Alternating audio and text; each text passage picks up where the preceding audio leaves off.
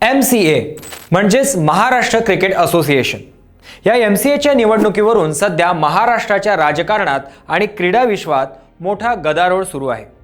राष्ट्रवादी काँग्रेसचे म्हणजेच शरद पवार गट आमदार रोहित पवार यांना या प्रकरणात सुप्रीम कोर्टाकडून मोठा झटका बसला आहे।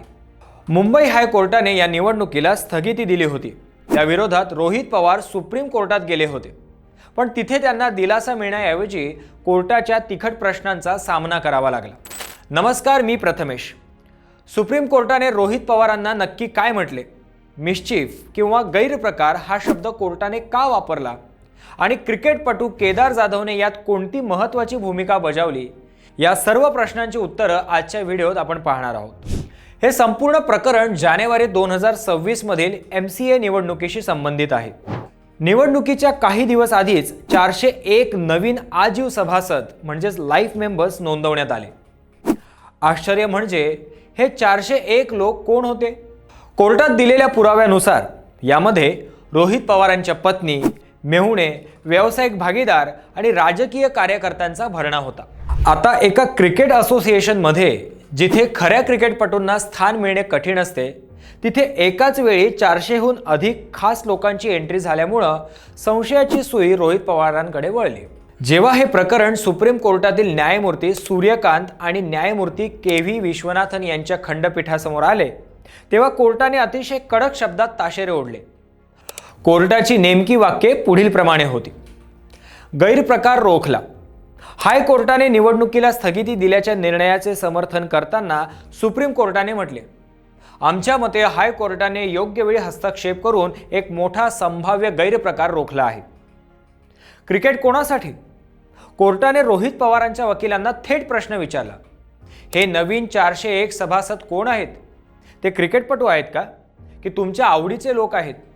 क्रिकेट संस्था ही क्रिकेटपटूंसाठी असायला हवी, राजकीय पुनर्वसनासाठी नाही। निवडणुकीची घाई? निवडणूक जाहीर झाल्यानंतरच हे नवीन सभासद का आणले गेले, यावरही कोर्टाने तीव्र नाराजी व्यक्त केली। आता या संपूर्ण लढाईत माजी भारतीय क्रिकेटपटू केदार जाधव यांनी महत्त्वाची भूमिका बजावली। त्यांनी कोर्टासमोर पुरावे ठेवले। पहिला पुरावा, नवीन सभासदांपैकी 18 लोक रोहित पवारांचे थेट नातेवाईक आहेत। दुसरा पुरावा, 50हून अधिक लोक त्यांच्या बारामती ॲग्रो कंपनीशी संबंधित आहेत। आणि तिसरा पुरावा, अनेक राजकीय पदाधिकारी आहेत ज्यांचा क्रिकेटशी कधीही संबंध आलेला नाही। केदार जाधव यांच्या मते हा निव्वळ लोकशाहीचा खून असून क्रिकेट असोसिएशनवर खाजगी कब्जा मिळवण्याचा हा प्रयत्न होता। याच मुद्द्याची दखल कोर्टाने घेतली। सुप्रीम कोर्टाचा कल पाहून आणि न्यायमूर्तीचे तिखट प्रश्न ऐकून रोहित पवार यांच्या वकिलांच्या लक्षात आलं की इथे दिलासा मिळणे कठीण आहे।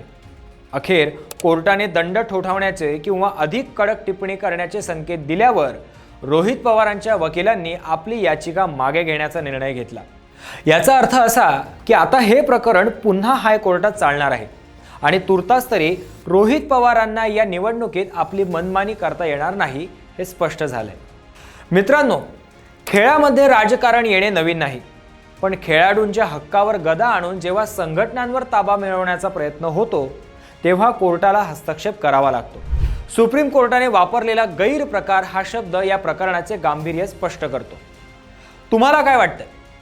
रोहित पवारांनी केलेली ही सभासद नोंदणी खरोखर क्रिकेटच्या भल्यासाठी होती की केवळ निवडणुकीत जिंकण्यासाठी? तुमची मते कॉमेंट्समध्ये नक्की लिहा। हा व्हिडिओ जास्तीत जास्त शेअर करा आणि चॅनलला सबस्क्राईब करायला विसरू नका।